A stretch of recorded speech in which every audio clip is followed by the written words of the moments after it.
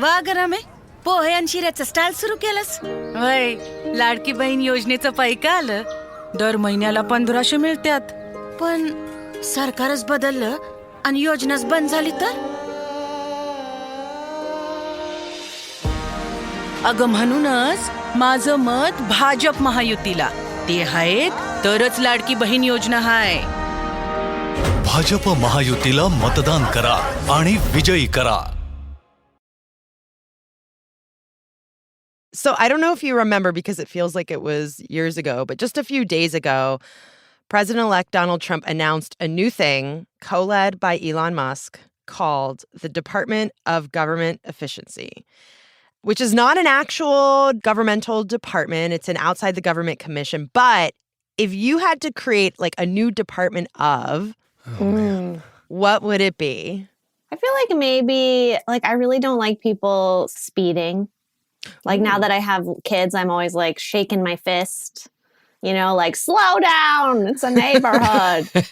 Like, department of like getting those people off the streets. I was also going to go with a traffic-related department. It would be solely devoted to making sure that people don't camp out in the left lane driving middle of the speed limit. So, oh, wow. So you're the people that Liz wants to target in her department. You're top of my list, Aaron.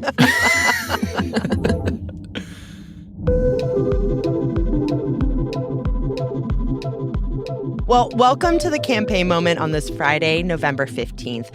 I'm Elahe Izadi, co-host of Post Reports. And I'm Aaron Blake, senior politics reporter and author of the Campaign Moment newsletter.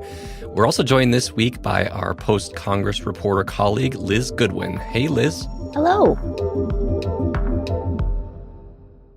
Liz, I'm happy you're here because this entire week we've just been inundated with news about Donald Trump's cabinet picks. They include Pete Hegseth, a Fox News weekend host, as his nominee for defense secretary. There's former Democratic Congresswoman Tulsi Gabbard of Hawaii as the director of national intelligence, and former Republican Congressman Matt Gaetz of Florida for Trump's attorney general. So we dug into Gaetz specifically on Thursday's episode of Post Reports, where we talked about how Gaetz once faced a sex trafficking investigation by the Justice Department. So this would be the same department he's now nominated to lead.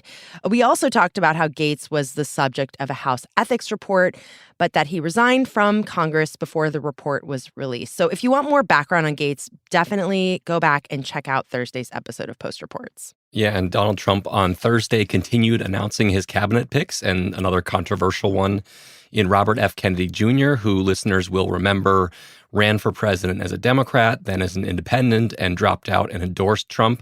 He's now been nominated for the Secretary of Health and Human Services. He's notably a vaccine skeptic who has espoused a number of debunked claims, including linking vaccines to autism.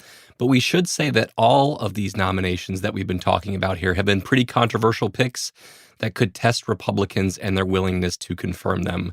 And that brings a lot of questions about just what happens next, which is why we wanted to bring in Liz, who specializes on the Senate and has lots of insights that we're eager to dig into.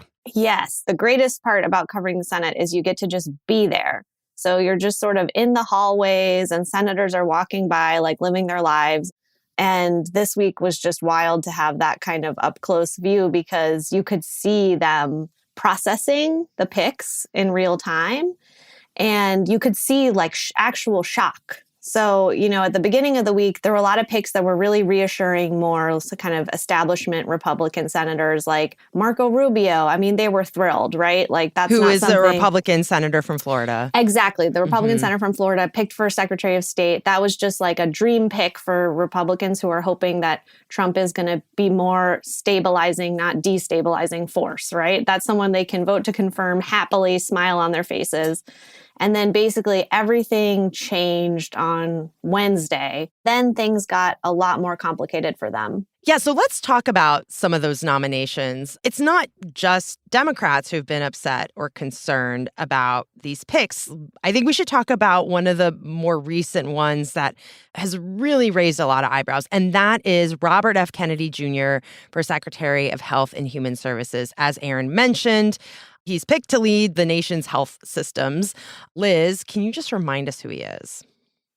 Yeah, so RFK Jr., scion of very important American family, been sort of floating around politics for a while. A lot of people were bringing up the fact that he was floated as an Obama pick back in the day. For EPA. How things have changed. Yeah. So he was like an environmentalist and sort of popular on the left, and then kind of got into this a little bit of a fringy vaccine position where he's suggested that vaccines cause autism. There's no evidence of that.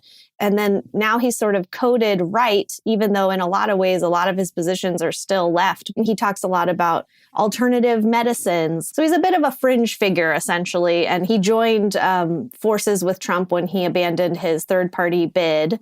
And I think people thought he was going to get something in the administration, but they didn't think he was going to be leading HHS, essentially. Yeah. More recently, RFK Jr. has talked about wanting to get rid of fluoride in the nation's drinking supply. It's in a lot of water systems to help reduce cavities.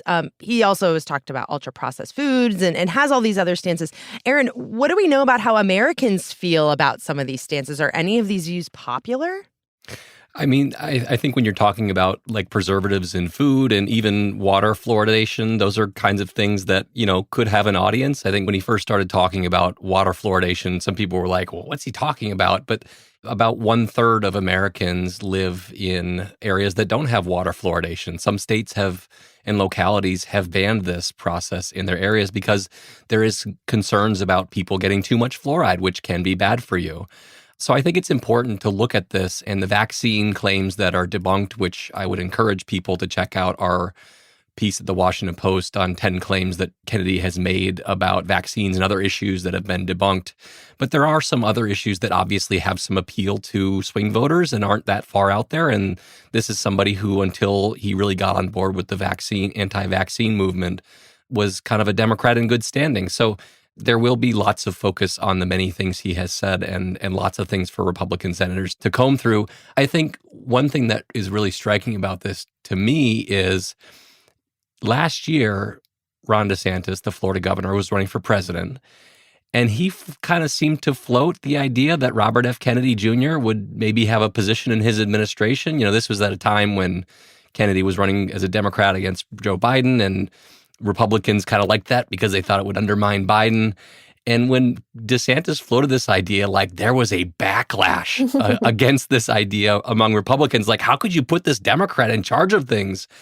And fast forward a year plus later, and Donald Trump is nominating him for HHS, and a lot of Trump allies are celebrating it. So that just shows how things can change pretty quickly in politics. Liz, how are Senate Republicans reacting to this pick in particular? So this pick happened, it wasn't announced until they had all left after their final vote. So this was how the convenient. one. I know, exactly. This was like the one he gave them some grace on because we weren't able to kind of immediately say, oh, where are you on RFK Jr.?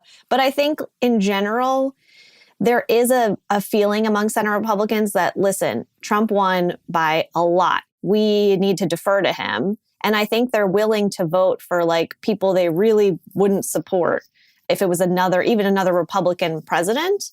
So that's why it's harder to predict than usual. Like usually I would say there's no way RFK Jr. gets confirmed. But now I don't know. I mean, I think it's a little dicey for him that Susan Collins and Lisa Murkowski, who are both moderate Republicans, are on the committee that has to first approve him. And so those are the people who I'd really want to ask when they come back, what do they think of him? That's fascinating because there is another nomination who is getting a lot of attention. That's Matt Gaetz. He is a Florida Republican. Trump has nominated Gaetz to be Attorney General. He's been a huge Trump supporter in Congress, but there's actually some blowback from Republicans on this pick. Liz, can you explain that? Like, why is this the one that could be in trouble? Yeah, I feel like Gaetz is the one that I should never predict anything, but he's the only one I feel confident predicting is not going to get confirmed by the Senate, like a Senate vote. Oh, wow. Well, you heard it here first, folks. Exactly. Liz is making the prediction. This is just because he's just someone who has caused so much turmoil within the Republican conference. So they just have their own drama that is completely separate from the sex trafficking allegation. Which he has denied, we should say. Which he has denied, yes. And the Justice Department did not end up pressing those charges. There's just a lot of stuff that's separate from that they have sparred over. So there's, he was like a foe of Kevin McCarthy, the former Speaker of the House, and was behind, the push to get him kicked out. That left a really bad taste in a lot of people's mouths. So there's no goodwill for him at all anywhere. So even if he didn't have the House Ethics report into the sex trafficking allegation and all of that, it would be very hard for him to get confirmed. Well, Gaetz actually isn't the only controversial pick that Trump has made for the Justice Department. Aaron, he also wants to put his own personal lawyers there. What would that mean for the DOJ? Yeah, I mean, at this point, it's been a long week, as I'm sure Liz can attest. And, some of the gambit from Trump right now seems to be, I'm just going to throw all these things at you and see what you might object to. And certainly, putting his personal lawyers in high-ranking positions at the Justice Department is something that in the past would have been very controversial, but that's kind of pretty far down the ladder right now. I mean, he's talking about people who represented Trump in his criminal trials, Emil Bove and Todd Blanche, and also Dean John Sauer, who represented Trump in an appeal to the appeals court and the Supreme Court, taking high-ranking positions in the Justice Department as Solicitor General. It is very evident that Trump is somebody who values loyalty, but having somebody who has been so personally tied to you in all of these positions of influence at the Justice Department, I think points in a very concerted direction of Trump kind of treating the Justice Department as his own personal thing. And there is supposed to be a dividing line between a president and an independent Justice Department, at least when it comes to, trying to get the Justice Department to do specific things for his political agenda. And it's just become pretty clear that Donald Trump has very little respect for that traditional dividing line.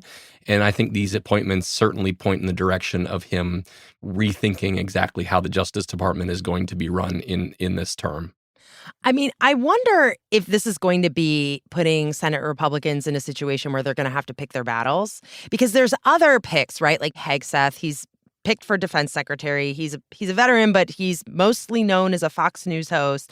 And then there's Tulsi Gabbard as director of national intelligence. Gabbard, as we've said, used to be a Democratic congresswoman. She's a U.S. Army Reserve officer, but she lacks deep experience in intelligence matters. Liz, is basically the landscape here like Senate Republicans? They're trying to figure out what are the things they can stomach, what can't they stomach? Yeah, I think they do feel under pressure to give a lot of deference to Trump and his picks.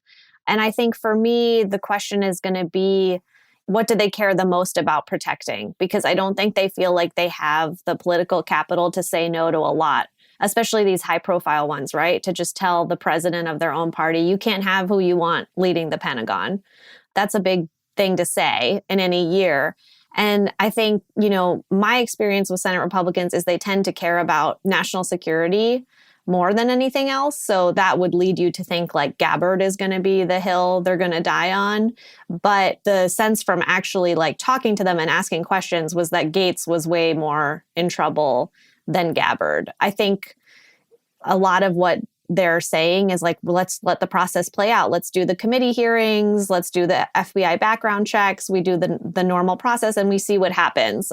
There's no anything to be gained really from saying like, I am already a no on Tulsi Gabbard. So I think some of it's just going to have to play out. And my question is Trump and his team even going to let this proceed normally? Like that's a big question I have. Right. I think Liz brings up a really good point on foreign policy being kind of the sacred thing for these Republican senators. If you look at Trump's first term, a lot of these were kind of lower profile things that maybe didn't get too many people's attention. But when Senate Republicans did stand up to Trump, it was often on foreign policy. And so I do think that the Gabbard pick is one that is going to be probably more contentious potentially than people realize. Like she's made a lot of very sympathetic comments towards Russia.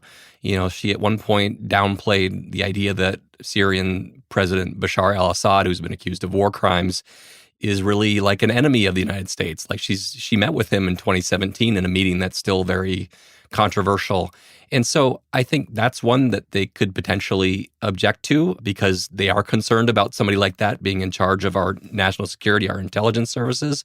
But, certainly for now, at least, the Gaetz thing is the easier one for them to speak up about because this is somebody that a lot of them don't like personally and somebody who has such apparent personal baggage that could become even more evident if we do ultimately get a look at this House Ethics Committee report. Yeah. Well, okay, let us actually talk about the process for these nominees to actually get the job. I mean, Liz, you already raised this point, like if Trump goes about the normal process. So the normal process, please correct me if I'm wrong, but the normal process is they have to first go through the Senate, and that usually means they go to a committee. They're voted out of the committee where there's hearings, and then the full Senate gets to vote, and anyone wanting that job needs a majority of senators to vote for them. But Liz, as I understand it, Trump is trying to bypass that normal process. So could you tell us what that could look like? Trump kind of put out a mysterious social media post like right after he won that basically said, you guys have got to confirm my picks really quick or else I'm going to do recess appointments, something like that. So everyone frantically starts trying to figure out what that means because recess appointments used to be a big thing in the Obama years when Republicans were really slow walking some of his picks. He made some recess appointments. One of them was disputed, went all the way to the Supreme Court. Supreme Court ended up saying you can't bypass the Senate like this and just install someone into a spot unless the chambers are recessed for more than 10 days. And so then in response to that, the Senate just set up the system where they don't recess for more than 10 days. They have this kind of fake thing where someone gavels in every 3 days so that a recess is never long enough to allow a president to do a recess appointment. And both parties have kind of agreed to this status quo because they don't want that drama, essentially. Mm-hmm. So Trump putting that back in the spotlight, it's kind of unclear if Senate Republicans would say, well, this time we're going to let you do that. We want you to be able to do recess appointments. So we're going to shut ourselves down for the 10 days necessary. Wait, so because Republicans are in control, they're the ones deciding for how long they're going to be in recess or not? Yeah, so in theory, Senate Republicans could recess their chamber for 10 days and let Trump do some of these appointments. Is this something that they would actually do? So I take Trump seriously. That's my lesson of the last 10 years. So I think they're serious about it. I think Senate Republicans are also hoping that if they show that they're voting for almost all of his nominees, there's more than 1,000 that have to go through the Senate process. So John Thune has made clear, the new leader, he has said, we're going to be here every day. We're going to be processing these. And if Democrats slow this down, if Democrats obstruct, then anything's on the table, including this recess appointment thing. But he has explicitly not said that if there's a nominee that doesn't have 50 Republicans, that's not a scenario where he's going to let Trump, go around his chamber, make the Senate essentially irrelevant. So I think even though it's all kind of unspoken, it's a little bit of like a symbolic dance right now. I think Senate Republicans are basically saying, don't try to go around us if you have a nominee that can't get 50 Republicans. Yeah, I've been kind of skeptical of this idea of recess appointments from the start. I think in general, the Senate doesn't like the idea of turning over its prerogatives to the president. That just sets a precedent of like the senators saying, well, we can't do this and we'll just let you do this thing that we're supposed to consent to. But, at some point, if there is not support for one of these nominees or they realize this is going to be an arduous process, it becomes kind of a cop-out. Like, Trump, you're responsible for this. We're not going to sign off on it. That means we didn't approve it. You kind of own this. And we're going to avoid this very difficult process that we would otherwise have to go through. And I think ultimately it's, maybe unlikely, but that could be a little bit of a fallback for these Republican senators if they really fear these processes kind of going off the rails. Well, let's take a break right now. And when we come back, Liz, you're going to tell us everything we need to know about the new person in charge of the Senate for Republicans, the new Republican majority leader. We'll be right back.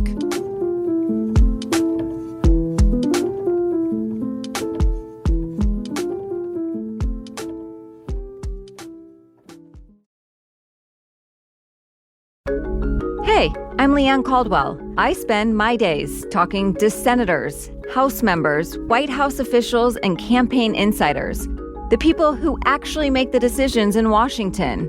Well, guess what? You can learn all the things I know in a newsletter from the Washington Post called The Early Brief. You can get it at wapo.st/earlybrief. It'll come in your inbox weekdays at 6 a.m. वा गरमे पोहे आणि शिऱ्याचं style सुरू केलंस वय लाडकी बहीण योजनेचं पैका आलं दर महिन्याला 1500 मिळतात पण सरकारच बदललं आणि योजनाच बंद झाली तर अगं म्हणूनच माझं मत भाजप महायुतीला ते आहेत तरच लाडकी बहीण योजना हाय भाजप महायुतीला मतदान करा आणि विजयी करा. So, as we know, Trump needs the Senate to get his agenda passed, not even just to prove his nominations. Legislation has to go through the Senate. And Republicans hold a majority there with 53 seats. So let's talk about who the Senate Republicans picked to be their new majority leader, and that is John Thune of South Dakota. Liz, who is John Thune? What do we need to know about him? Yeah, so John Thune, probably most important thing you need to know about him is he was the number 2 ranking Republican just already under Mitch McConnell. So he's the whip. He's the vote counter, very much a McConnell ally. I always wondered if it mattered to Trump that he really looks the part. He's kind of like tall and handsome and sort of not really old. he kind of is older, but he doesn't look like, I looked up his age and was like, whoa. Wait, and how old is John Thune? He's 63. Wow, He's just really? like, Okay. Yeah, he's just like this kind of like telegenic man who looks like a senator or like a majority leader. And we all know like that does matter to Trump. And he has been critical of him in the past, especially after January 6th and just the idea of contesting the election in general. That was not something John Thune went along with. But he's also not like one of the reasons why John Cornyn, another candidate who lost, did not really get a lot of love from Trump world either, is like sometimes he would be in the mix on these big bipartisan deals, like the gun bill that passed a few years ago. And Thune isn't really like that. He's not really like making deals with Democrats on things. He's collegial to Democrats, but he's not a moderate. I really wouldn't call him like a moderate in that way. So, I mean, how does he get along with Trump? Or, did Trump support any of these people who wanted the job? So Trump didn't support anyone, which really helped John Thune because like the natural Trump candidate was Rick Scott, who had all of these big name endorsements from MAGA world, like Tucker Carlson, Laura Trump, Sean Hannity, pretty much everyone who endorsed from that world endorsed Rick Scott. But Trump stayed out of it.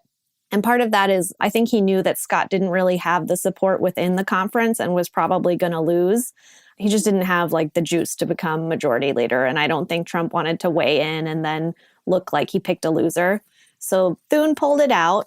And I think that was a little bit of a sign that the Senate wants to stay independent. But on the other hand, in order to win, John Thune was telling all of his colleagues he was 100% with Trump. He's going to work hand in glove with him. He's not going to push back. I'm not doing that drama with Trump.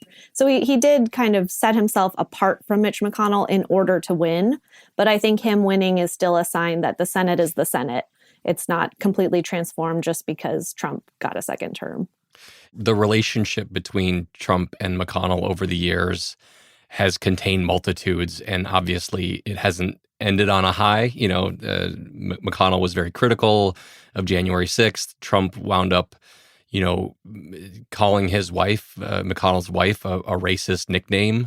McConnell's wife was born in Taiwan, I believe. And also served in his administration. Yeah, she was his transportation secretary. Elaine Chao was Trump's transportation secretary. So like that relationship clearly deteriorated over the years. I have a hard time believing that the relationship between Thune and Trump is going to be all sunshine and lollipops over the next few years. Like there are going to be some clashes between the two of them. I think the real question is whether, Thune is going to, do things the way McConnell did, which I think a lot of people assume he will to some degree, but maybe not as much as Mitch McConnell did. McConnell was in that job for a long time, became very comfortable with guiding the Senate, was very effective at it.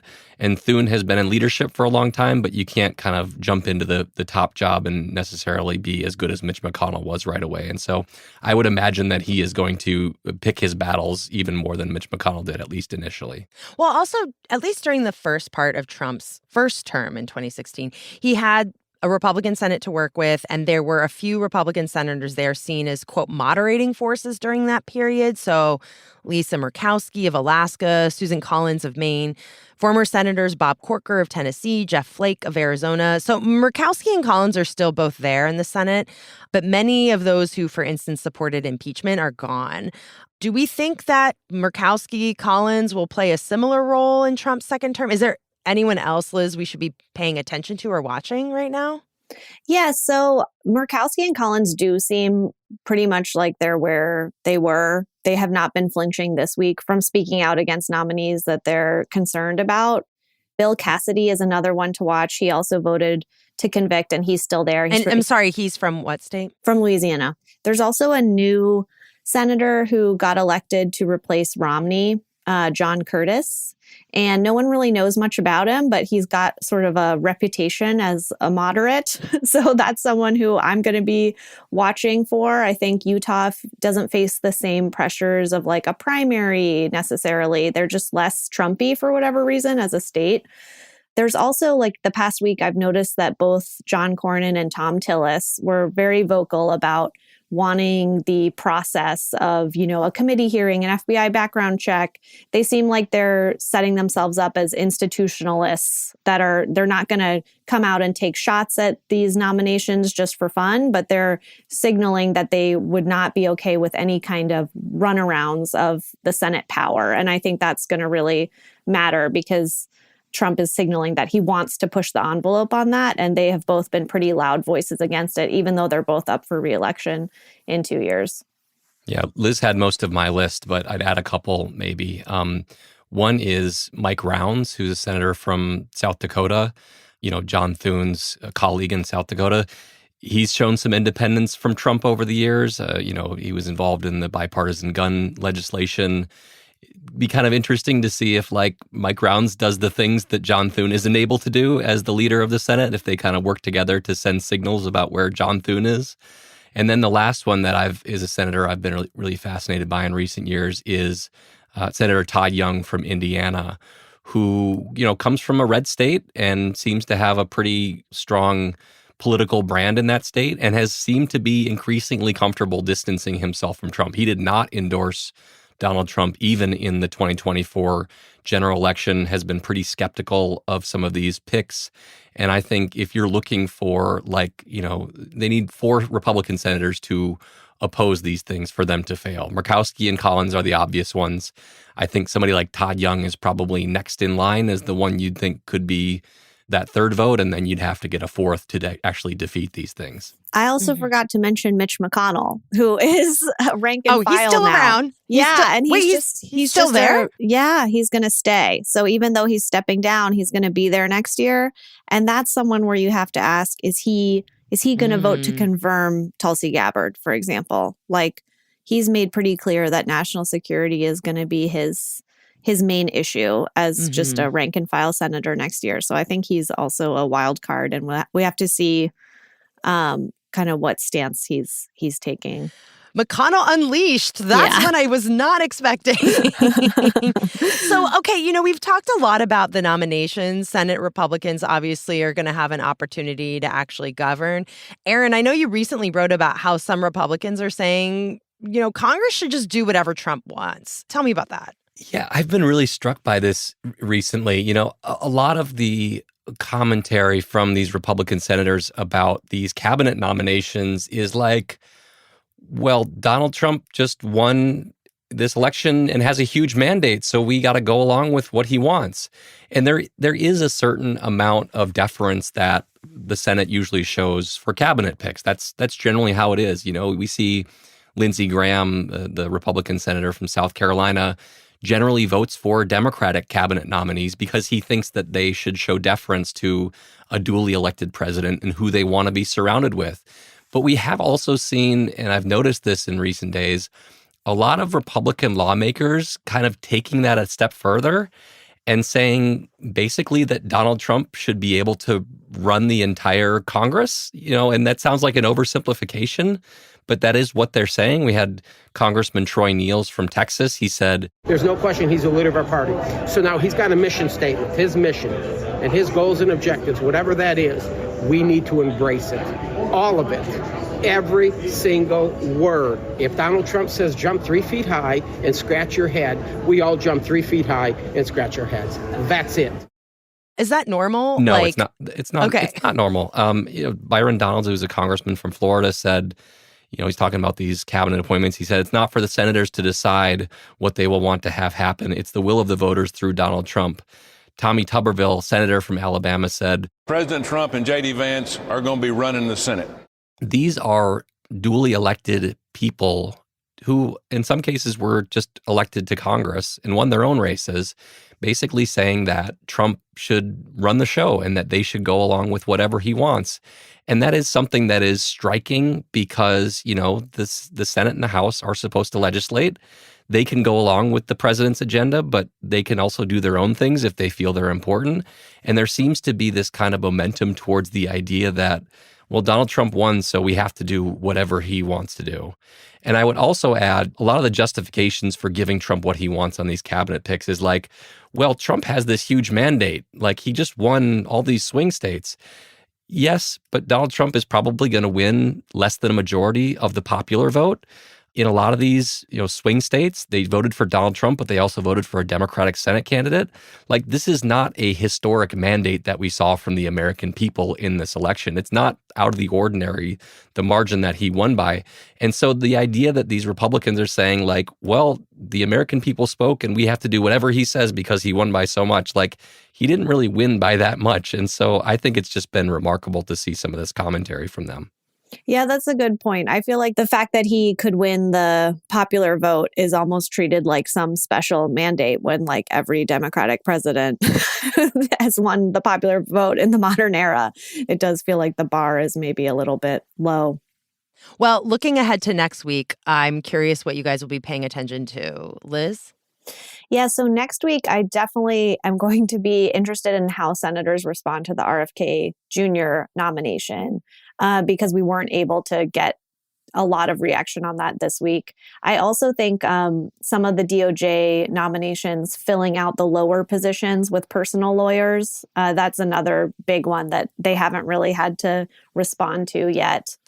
Aaron, what about you? I'm really interested in if we're ever going to see this House Ethics Committee report about Matt Gaetz. It was due to be released on Friday.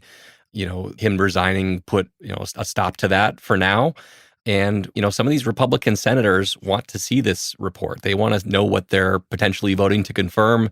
There could be some real battling between the House and the Senate over this.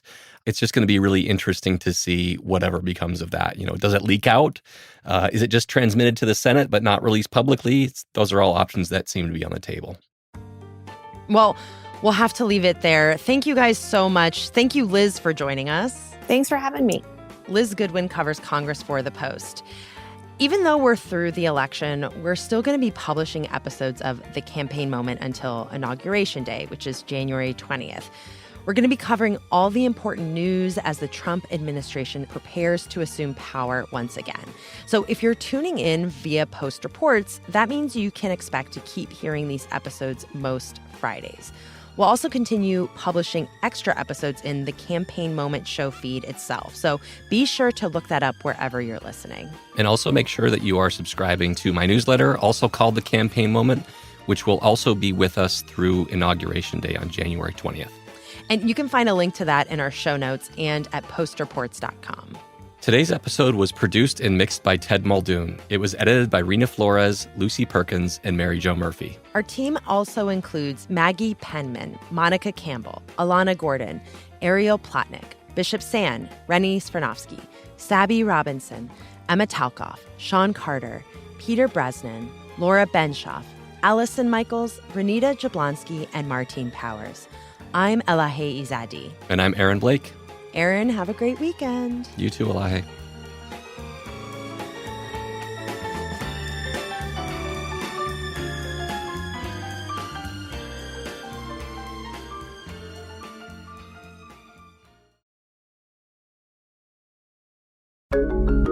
Hi, I'm Theo Meyer with The Post. I spend my days in the halls of Congress, on K Street, on the campaign trail, and on the phone with sources. You can read everything I learn in The Post's flagship morning politics newsletter, The Early Brief. Sign up for The Early Brief at wapo.st/earlybrief in your inbox every weekday morning.